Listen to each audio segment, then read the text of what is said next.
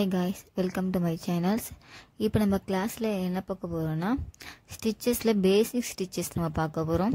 ஸ்டிச்சஸ்லாம் எப்படி ஸ்ட்ரைட்டா போறது, ரவுண்டா எப்படி போறது அப்படிங்கறத ஃபர்ஸ்ட் நம்ம பார்க்க போறோம். ஒரு A4 ஷீட் எடுத்துங்க. ஷீட்ல இப்ப நான் போட்டுருக்கேன் பாத்தீங்களா கோடு. அந்த மாதிரி ஒரு 1 inch இல்லனா 1.5 inch கேப் விட்டு கோடு போட்டு வச்சிங்க. மிஷின்ல வைக்கிறதுக்கு முன்னாடி பார்பின் பீஸ், த்ரெட் இது எல்லாத்தையுமே எடுத்துருங்க. வெறும் நீடில் மட்டும் இருந்தா போதும். ஸோ இந்த மாதிரி கோடு போட்டுங்க.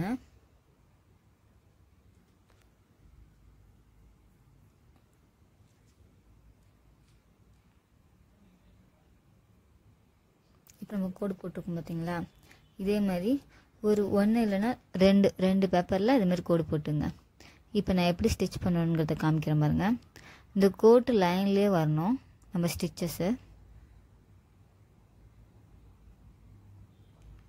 கிராஸாவோ சைடாவோ இல்லை வளைஞ்சி அந்த மாதிரிலாம் போகக்கூடாது. கோட்டு மேலே வரும்.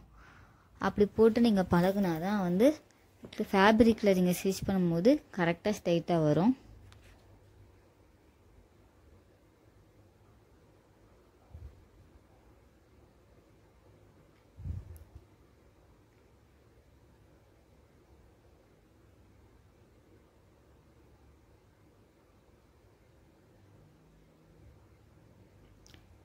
A4 ஷீட்டில் வந்து ஒரு 2 பேப்பர் ஆச்சும் நீங்கள் வந்து இந்த மாதிரி ஸ்டிச் பண்ணி எனக்கு ஃபோட்டோ எடுத்து அனுப்பணும்.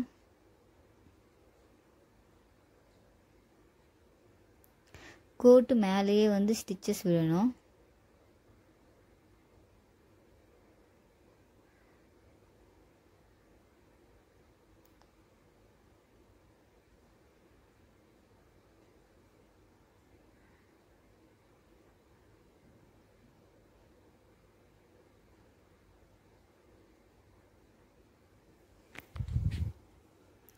ஸோ என்னோட கிளாஸில் ஜாயின் பண்ணணும்னு நினச்சிங்கன்னா கீழே இருக்கிற வாட்ஸ்அப் நம்பருக்கு மெசேஜ் பண்ணுங்கள்.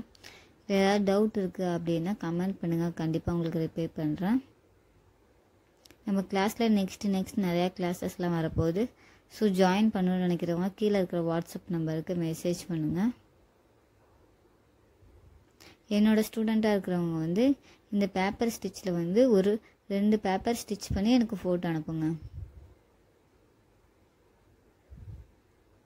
மிஸ்டேக் இல்லாமல் பண்ணுங்கள். மிஸ்டேக் இருந்துச்சுன்னா கண்டிப்பாக நான் திருப்பி இன்னொரு தடவை தைங்கன்னு தான் நான் சொல்லுவேன். ஸோ நம்ம எப்படி ஸ்டிச் பண்ணணுங்கிற லாஸ்ட் பிக்கில் காமிக்கிறேன்.